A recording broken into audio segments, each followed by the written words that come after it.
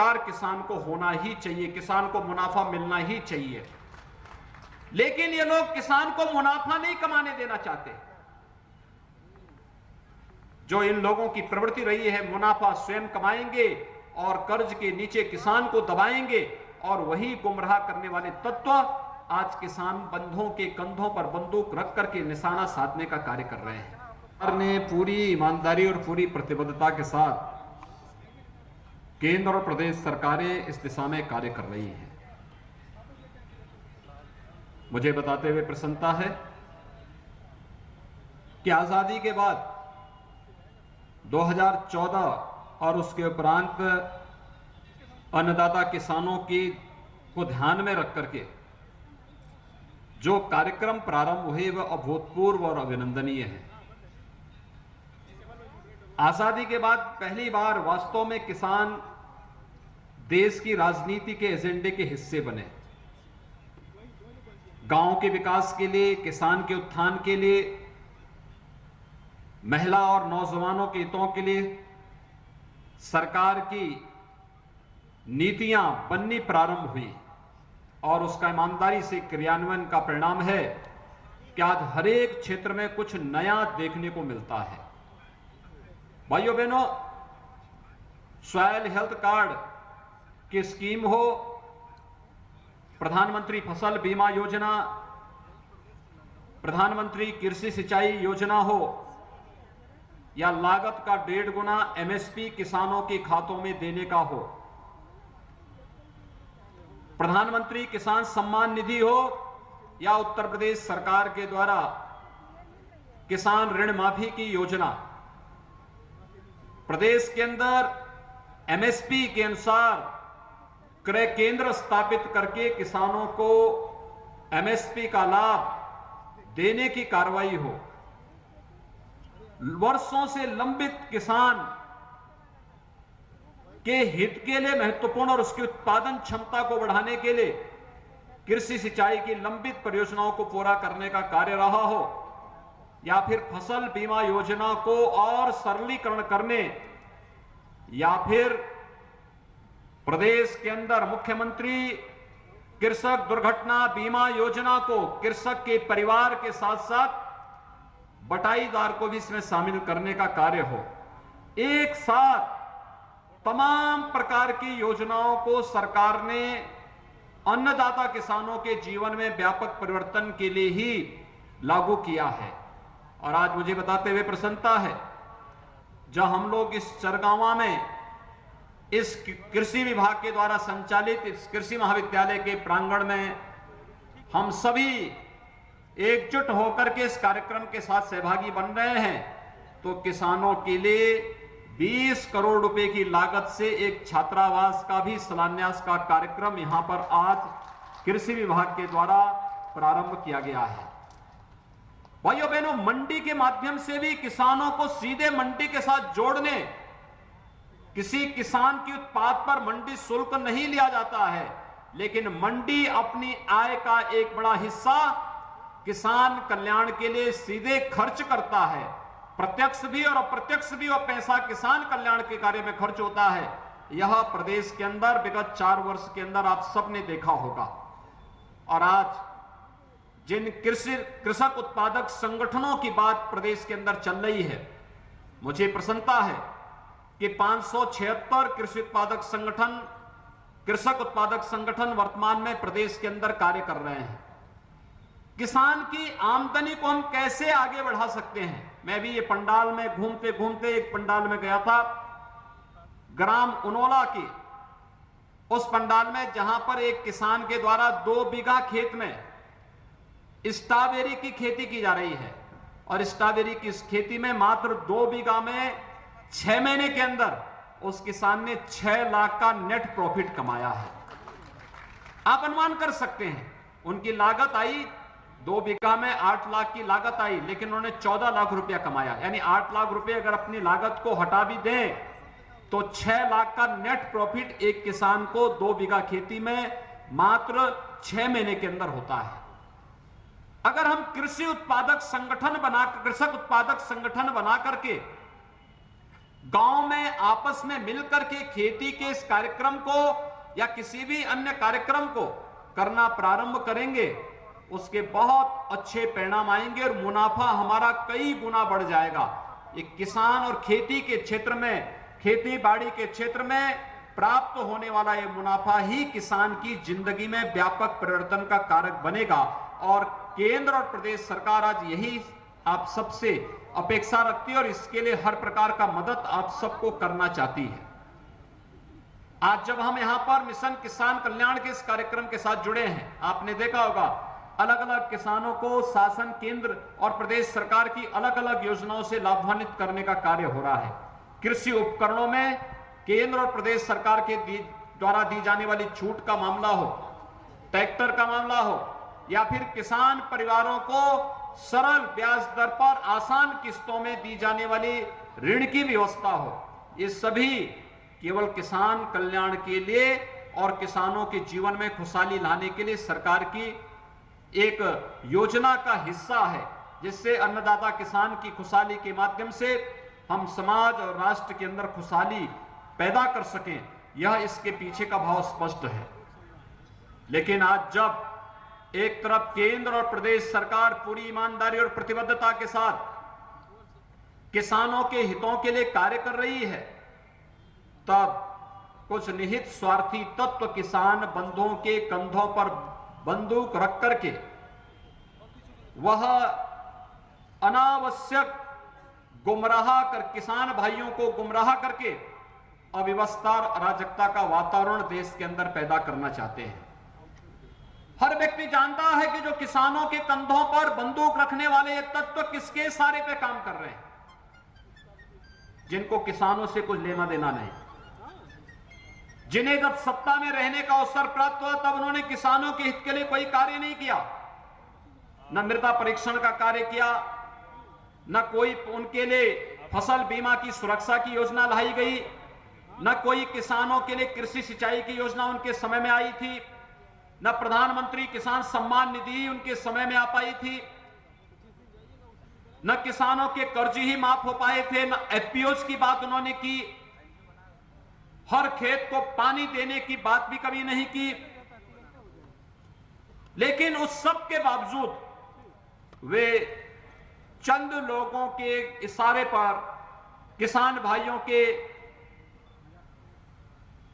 हितों के लिए चलाई जाने इन योजनाओं में कैसे बाधा पैदा की जाए, आज इसके लिए उन्होंने दुष्प्रचार का सहारा लेना प्रारंभ किया है। और ये दुष्प्रचार किस कदर तक,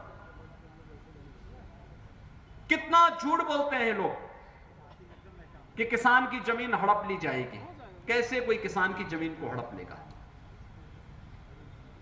प्रधानमंत्री जी ने बार बार कहा कि कृषि कानून, कॉन्ट्रैक्ट फार्मिंग का जो कानून है, यह एक विकल्प है, ये बाध्यता नहीं। विकल्प इस बात को लेकर के किसान को अगर फसल की गारंटी की सुविधा फसल पैदा होने के पहले मिल जाती है और उसको एमएसपी से ज्यादा लाभ, मार्केट से ज्यादा लाभ अगर कोई देता है, तो किसान को अपनी उपज को देश के अंदर कहीं भी बेचने की पूरी स्वतंत्रता मिलनी चाहिए और मुनाफा कमाने का अधिकार किसान को होना ही चाहिए, किसान को मुनाफा मिलना ही चाहिए। लेकिन ये लोग किसान को मुनाफा नहीं कमाने देना चाहते। जो इन लोगों की प्रवृत्ति रही है, मुनाफा स्वयं कमाएंगे और कर्ज के नीचे किसान को दबाएंगे, और वही गुमराह करने वाले तत्व आज किसान बंधुओं के कंधों पर बंदूक रख करके निशाना साधने का कार्य कर रहे हैं। कितना झूठ बोलते हैं लोग कि मंडियां बंद हो जाएंगी। मंडियां बंद नहीं होंगी, बल्कि मंडियां एक स्वस्थ प्रतिस्पर्धा के लिए खड़ी हो रही हैं। जून 2020 से अब तक एक भी मंडी नहीं बंद हुई, बल्कि जो मंडी चालू है उसको भी हम वन नेशन वन मार्केट की तर्ज पर ई नाम्स के साथ जोड़ने की कार्रवाई कर रहे हैं।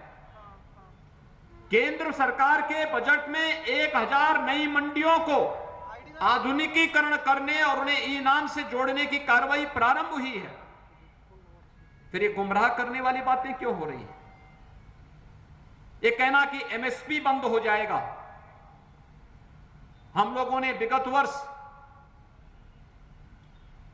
किसान बंधुओं का 56 लाख मीट्रिक टन धान का क्रय किसानों से सीधे किया था और इस वर्ष कृषि अधिनियम लागू होने के बाद एमएसपी पर किसान से 68 लाख मीट्रिक टन धान का क्रय सीधे किया गया। इसमें कहीं भी कोई मंडी न बंद हुई न एमएसपी समाप्त हुई। जिन किसानों ने कॉन्ट्रैक्ट खेती की थी या करवाई थी, किसी के खेत पर भी किसी व्यक्ति ने कब्जा नहीं किया। किसान ही अपनी जमीन का मालिक है। सरकार तो एक सुविधा दे रही है। बे किसान जिस खेती को करता है, अगर दुर्भाग्य से किसी आपदा की चपेट में किसान आ गया तो राज्य सरकार ने मुख्यमंत्री कृषक दुर्घटना बीमा योजना के अंतर्गत किसान के परिवार के कमाऊ सदस्य या बटाईदार को 5 लाख रुपए की बीमा कवर देने का कार्य किया है। ये राज्य सरकार ने इसलिए किया है जिससे किसान भाइयों के जीवन में व्यापक परिवर्तन लाया जा सके। ये कार्यक्रम इसलिए आगे बढ़ाए गए हैं, लेकिन गुमराह करने वाले तत्व लगातार गलतफहमी पैदा करने का कार्य कर रहे हैं। ये वही लोग हैं जिन्होंने भाइयों बहनों सत्ता के साथ मिलकर के पूर्वी उत्तर प्रदेश की आजीविका का आधार और किसानों के जीवन में व्यापक परिवर्तन करने के जो माध्यम थे, यहां की चीनी मिलों को बंद करने का कार्य किया।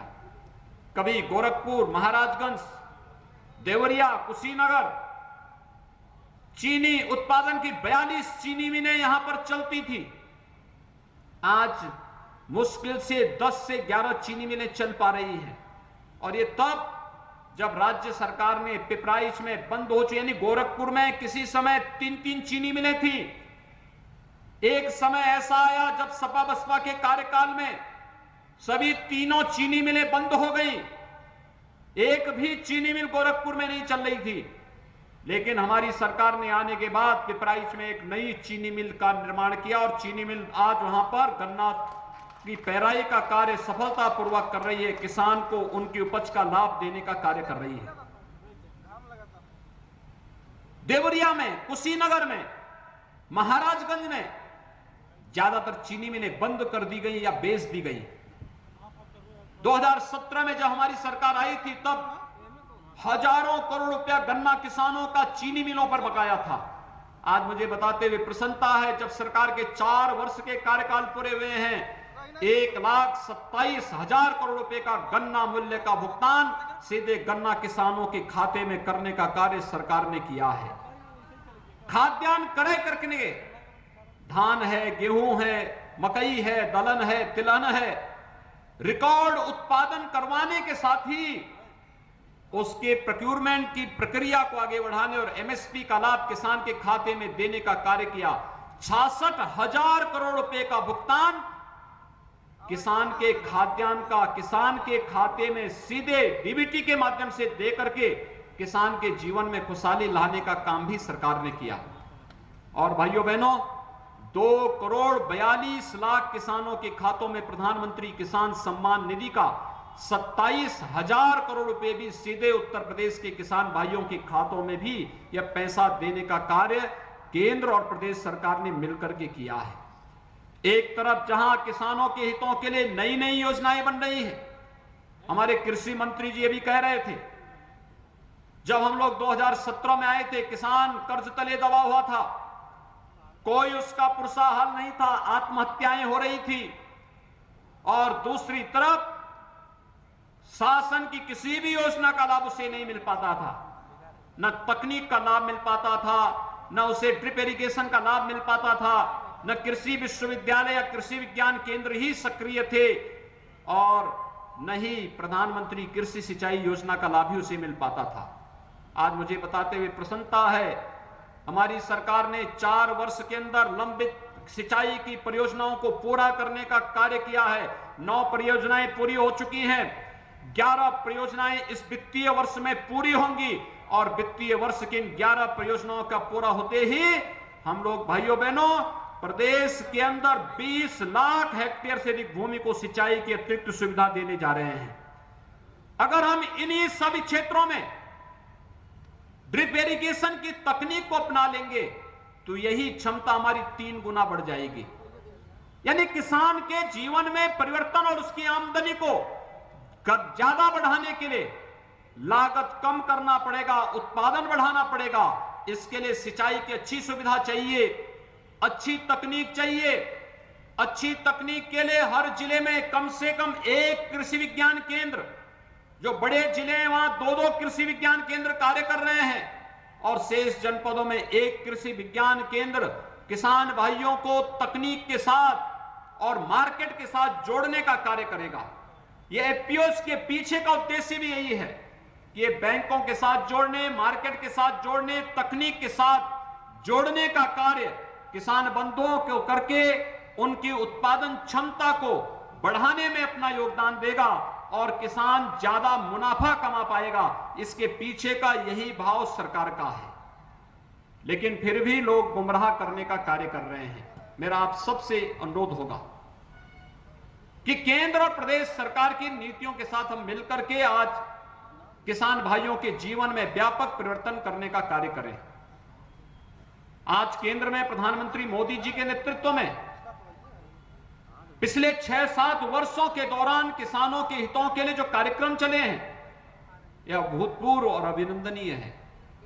हर एक तबके ने इसका स्वागत किया है, हर एक तबका, और किसान भी इस बात को महसूस करता है कि किसानों के हित के लिए इतना अच्छा कार्य कभी नहीं हुआ। और आज तो प्रदेश सरकार और केंद्र सरकार ने यह भी तय किया है कि जो भी किसान भाई होगा, अगर वह आपदा के लिए भी उसको गारंटी की सुविधा दी गई, लेकिन यह भी व्यवस्था की गई है कि अगर कोई किसान भाई, कोई किसान बंधु अगर आयुष्मान भारत से आच्छादित नहीं हो पाया है, तो प्रदेश सरकार उसे मुख्यमंत्री जन आरोग्य योजना के अंतर्गत हर वर्ष 5 लाख रुपए की स्वास्थ्य बीमा का कवर भी देगी। यानी किसान प्रदेश में नहीं, प्रदेश के बाहर जहां कहीं जाएगा, वहां पर उस किसान को 5 लाख रुपए की स्वास्थ्य बीमा की सुविधा उपलब्ध हो जाएगी। यह बहुत बड़ी सुरक्षा है सरकार के द्वारा। सामाजिक सुरक्षा, स्वास्थ्य की सुरक्षा, खेती की सुरक्षा, खेती को आधुनिकीकरण के साथ जोड़ने, बीज से लेके बाजार तक एक व्यवस्था बनाने में आज जब सरकार आप सबको योगदान कर रही है, उन स्थितियों में हमें कृषक उत्पादक संगठनों के गठन की प्रक्रिया को आगे बढ़ाना पड़ेगा। मेरा आग्रह होगा कृषि विभाग के सभी अधिकारियों से, अपर मुख्य सचिव कृषि भी यहां पर आज मौजूद हैं, कृषि विभाग से जुड़े हुए सभी अधिकारी मौजूद हैं। हर एक विकास खंड के अंतर्गत प्रधानमंत्री कृषि इंफ्रास्ट्रक्चर के तहत हमें वहां पर उस प्रकार के इंफ्रास्ट्रक्चर को खड़ा करना चाहिए जहां पर किसान की उत्पाद को स्टोरेज की सुविधा उसके विकास खंड स्तर पर ही प्राप्त हो सके, उसके गांव स्तर पर, न्याय पंचायत स्तर पर, विकास खंड स्तर पर मिल सके। और जब मार्केट का दाम अच्छा हो, उस समय किसान मार्केट में ले जाकर के अपने उत्पाद को बेच सके। इस प्रकार की व्यवस्था हमें करनी चाहिए। किसान अधिक से अधिक मुनाफा इसी के माध्यम से कमा पाएगा। आज के इस अवसर पर मिशन किसान कल्याण के इस कार्यक्रम में कृषि मंत्री और अपर मुख्य सचिव कृषि के द्वारा किसानों के हितों के लिए प्रदेश के अंदर की जा रही विभिन्न कार्यक्रमों को लेकर के जो अभियान विकास खंड स्तर पर सरकार के सफलतापूर्वक 4 वर्ष के कार्यकाल के उपलक्ष्य में आयोजित किया गया है, मैं इसके लिए कृषि विभाग को हृदय से धन्यवाद देते हुए